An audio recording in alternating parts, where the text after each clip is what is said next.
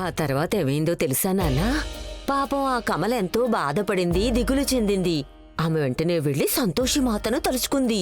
అత్తయ్యా, ఆ అత్తయ్య, నేను మీతో ఒక ముఖ్యమైన విషయం మాట్లాడాలి. నీకైతే ప్రతి పని ముఖ్యమైందే ఉంటుంది. పాపం అవసరమైన పనుల కోసం నీకసలు సమయమేముండదు. నేను నానమ్మ దగ్గర సంతోషి మాత కథ వింటున్నాను. నువ్వు తర్వాత రా అమ్మా. పెద్ద కథ వింటున్నావు లేరా? వేలడంత లేవు గాని నీ తల్లినే ఎదిరించి మాట్లాడుతున్నావా? నువ్వు కూడా నానమ్మని ఎదిరించే మాట్లాడతావు కదా. నీ పంచి వద్దు నాన్న, వద్దు. పెద్దవాళ్లతో ఇలా మాట్లాడకూడదు. నువ్వెళ్ళి ఆడుకో. ఆ తర్వాత నేను నీకు సంతోషిమాత కథ మొత్తం చెప్తాను. సరేనా? నా బంగారు తండ్రి కదా. వెళ్ళే నాన్న, నా మాట ఎప్పుడూ వింటాడు నా బుజ్జి తండ్రి.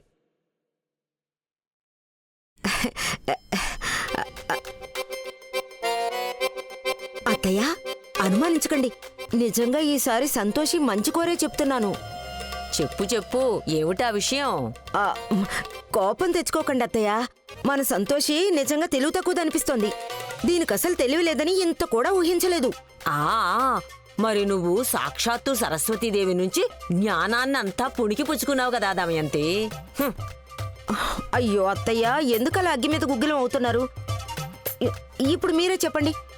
జీతాన్ని 1 నెల కంటే ముందే తీసేసుకుంటే దాన్ని తీర్చవలసింది కూడా అప్పు తీసుకున్న వాళ్లే కదా. చూడండి, మాధవి కోసం అప్పు తీసుకుని ఈ సంతోషి అనవసరమైన తలనొప్పులు నెత్తికెక్కించుకుంది. పాపం మన సంతోష్ అక్కడ ఎన్నెన్ని బాధలు పడాల్సి వస్తుందో. కానీ ఇక్కడ నా ముద్దుల చెల్లెలు మరిదిగారు మాత్రం కనీసం తనకి కృతజ్ఞతలు కూడా చెప్పలేదు. సరేలే, నువ్వెప్పుడైనా ధన్యవాదాలు చెప్పావా దానికి? మీరందరూ నిజానికి సిగ్గులేని వాళ్ళు, నీచులు. ఓసి ముసల్దానా, నువ్వే మా అందరికంటే నీచురాలివి. కానీ దీన్ని ఒప్పించక తప్పదు కదా. అత్తయ్య, అవన్నీ అలా ఉంచండి. చూడండి, నేను సంతోషిని ఆ ఇంటికే ప్రత్యేకంగా పనికి పంపించింది అడ్డమైన నోళ్లతో మాటలు పడుతుందని కాదు. చూడండి అత్తయ్య, అప్పు తీసుకుంది కనుక మీరు ఖచ్చితంగా చెప్పగలరా తన్ని ఏ ఇబ్బందులకి గురి చేయట్లేదని? నువ్వన్నది నిజమే దమయంతి. డబ్బు నిజానికి చాలా చెడ్డది అంటుంటారు. కోరి భగవంతుడా, ఇప్పుడు డబ్బు కోసం వాళ్ళు మన సంతోషినక్కడ హింసిస్తున్నారేమో దమయంతి. నేను చెప్పేది కూడా అదే అత్తయ్య. మీరే చూడండి, మాధవి కానీ మరుదుగారు కానీ ఏనాడైనా 1 పైసా ఖర్చు పెట్టారా సంతోష్ కోసం? మరి సంతోష్ ఎందుకు ఆలోచించాలి వాళ్ళ గురించి? అసలేమైనా న్యాయంగా ఉందా? సంతోషి కష్టపడి సంపాదిస్తున్న సొమ్ముని మరెవరో లాక్కుని తినేస్తున్నారు. చూడండి అత్తయ్య, మీరు గనక నాకు అండగా నిలబడితే నేనిప్పుడే ఈ క్షణమే మాధవ్తోనూ మరిదిగారితోనూ మాట్లాడేసి సంతోషి డబ్బు ఎప్పుడు ఇస్తారో ఖచ్చితంగా చెప్పమంటాను.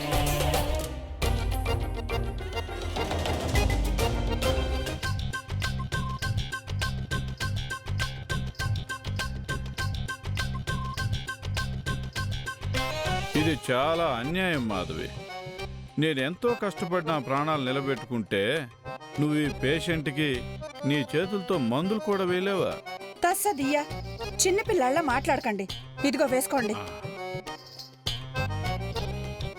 అన్నట్టు నీ చేతితో ఇచ్చిన చేదు ముదు కూడా తీయగా ఉంటది.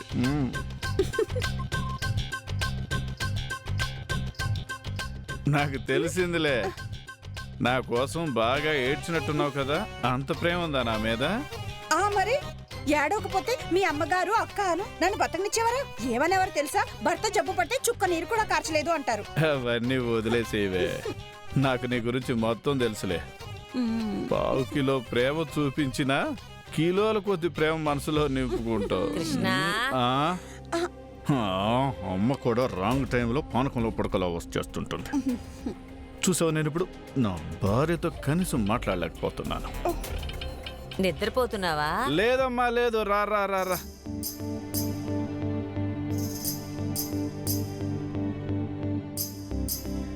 తస్సదియ్యా అత్తమ్మ, ఏంటి సంగతి? ఏదో కొంపలు మునిగిపోయినట్టు అరిచారేంటి? ఓ విషయం అడగాలి. నీకిప్పుడు ఆరోగ్యం ఎలా ఉంటుంది కృష్ణ? నా ఆరోగ్యానికి ఏమైందమ్మా?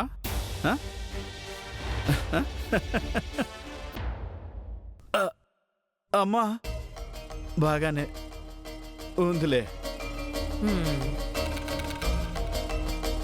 భగవంతుడి దయ వల్ల నాకు నయమైపోయినట్టే. అంత సంతోషి మాత కృప వల్లనే బాబు. నాకు తెలుసు బాబు, మన సంతోషి నీకోసం కొంత డబ్బు అప్పు చేసింది. ఇప్పుడు నాకో విషయం చెప్పు, నువ్వు దానికి ఆ డబ్బు తిరిగి ఇవ్వడానికి ఏదైనా మార్గం ఆలోచించావా లేదా? తస్సదియ్య అత్తమ్మ, ఏం తల్లండి మీరు? మీ కొడుకు ఇంకా సరిగ్గా మంచం మీద నుంచి లేవడం కూడా లేదు, కానీ మీరు డబ్బు అడగడానికి వచ్చారా? అరే, పిల్లల మీద మనసులో కొంతైనా మమకారం ఉండాలండి. అయినా అత్తమ్మ, నాకు తెలుసురండి, ఈ పుల్లలన్నీ ఎవరు విరుస్తున్నారు. అలాగా? మాధవి, ఒక్క రోజులో భలే తెలివి మీరిపోయావే. ముందు ఈ విషయం చెప్పు, సంతోషి చేసిన అప్పు ఎప్పుడు తీరుస్తారు? తస్సదియ్య అక్క, డబ్బు మేం తీసుకుంటే బాధ నీకు కలుగుతోందా ఇప్పుడు? సంతోషి వచ్చి అడిగినప్పుడు ఇస్తానులే. ఓహో, వెటకారం నీకు వెన్నతో పెట్టిన విద్య మాధవి. నీకు బాగా తెలుసు సంతోషి డబ్బు అడగదని, అందుకే అడుగుతున్నావు సంతోషి అడిగినప్పుడు డబ్బు తిరిగిచ్చేస్తానని. చాలు చాలు చాలు, ఇద్దరు గొడవ పడకండి. నాకు తెలుసు కృష్ణ కోలుకోగానే సంతోషి డబ్బు తిరిగి ఇచ్చేస్తాడని. ఏంటమ్మా ఏదో నీకు తోచినట్టు మాట్లాడుతున్నావు నువ్వు? అని నేనేమన్నా రాసిచ్చానా డబ్బు తిరిగిస్తానని?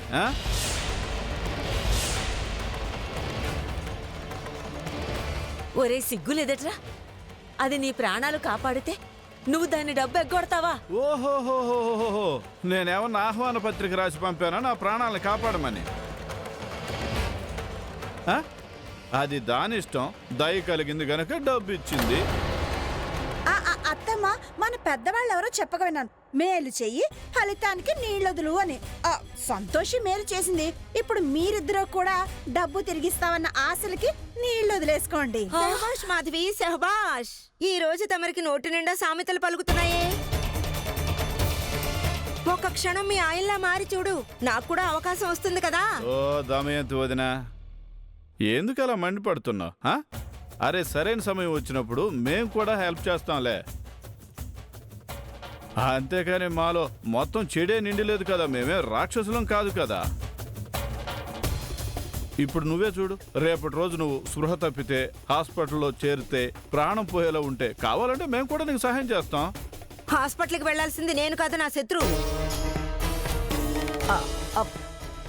అంటే ఇప్పట్లో మీరు సంతోష డబ్బు ఇవ్వరన్నమాట. వదినా, ఏం మాట్లాడుతున్నావు? ఇంటికి తెచ్చిన చేప పిల్లని ఎవరైనా మళ్ళీ నీటిలో వదిలిపెడతారా? అలాగే డబ్బంతా నా శరీరానికే ఖర్చు అయింది. ఇప్పుడు ఈ శరీరం నుంచి ఏమైనా కావాలంటే తీసుకోండి, కాదనేది లేదు. చాలు చాలు, ఇంకా ఆపండి.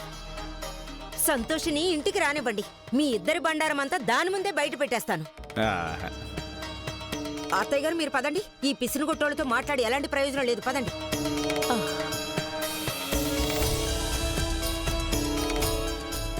తస్సదియ్య, అక్కకి హఠాత్తుగా ఏమవుతుందో అర్థమే కాదండి, చిత్రంగా ప్రవర్తిస్తూ ఉంటుంది. నువ్వెందుకే నా సమయం వృధా చేస్తున్నావు? నా పక్కన వచ్చి కూర్చోవే నా ముద్దుల పెళ్ళామా. ఏంటండి, ఏం చేస్తున్నారు మీరు?